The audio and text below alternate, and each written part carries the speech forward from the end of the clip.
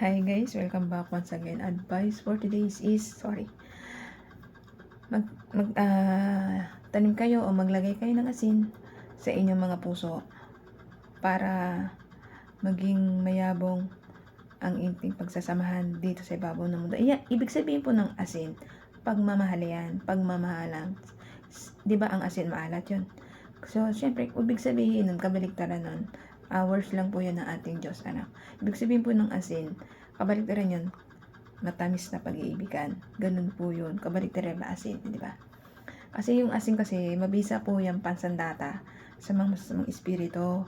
Di ba, minsan yun pinapantaboy natin sa mga masasamang bad spirit. So, ganun po yun, ibig sabihin karon kayo ng asin at pagmamahalan ang mga tao dito sa ibabaw ng mundo. Magmahalan, magbigayan, magtulungan, magrespetuhan po tayo dito sa ibabaw ng mundo. Kumbaga, inahalimbawa lang po ng Diyos Ama, Diyos Anak, at Diyos Espiritu Santo ang asin. Kumbaga, itong asin na to, di ba maalat siya?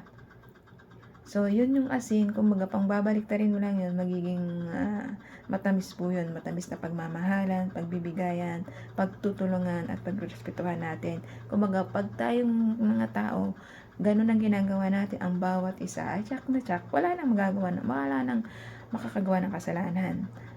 Lalong-lalo na may mga Diyos tayong kinikilala, ang ating Diyos Ama, Diyos Anak, at Diyos Espiritu Santo. Napapalayo tayo sa mga kasalanan na magagawa natin. Bagkus gagawa lang tayo ng ikabubuti ng kapwa-tao natin, na lagi lang tayo mag-isip sa puso't isipan natin ng ikabubuti nila. Lalong-lalo na ang magulang natin, mahalin natin, respetuhin at tulungan natin sila. Kasi nung naliliit pa tayo, sila yung gumabay at nag-alaga sa atin hanggang nakapagtapos tayo. Susuklayin din po natin yun. Ibalik natin sila kapag hindi na nila kaya. Tayo naman po ang mag-alaga sa kanila, tumulong at mahalin natin sila at respetuhin. Huwag po natin silang bastusin kasi ikaakibat na karma po yun. Pag sumasagot tayo sa magulang natin at tsak na tsak ang buhay mo, hindi magiging maganda.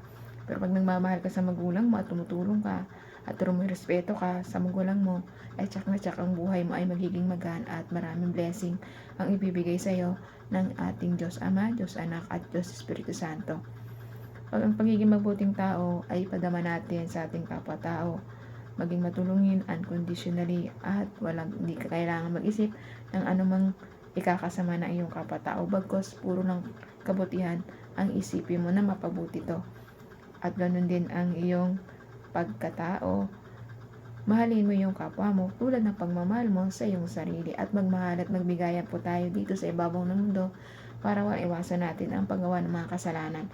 Once na tayong lahat ay nagmamahalan, nagbibigay at nagrespetuhan tayong lahat dito, tsak na tsak lahat tayo ay mapupunta sa paraiso kasama ng Diyos Ama, Diyos Anak, at Diyos Espiritu Santo. Kaya hanggang dito na lang po ang aking advice. Ingat po tayong lahat and God bless.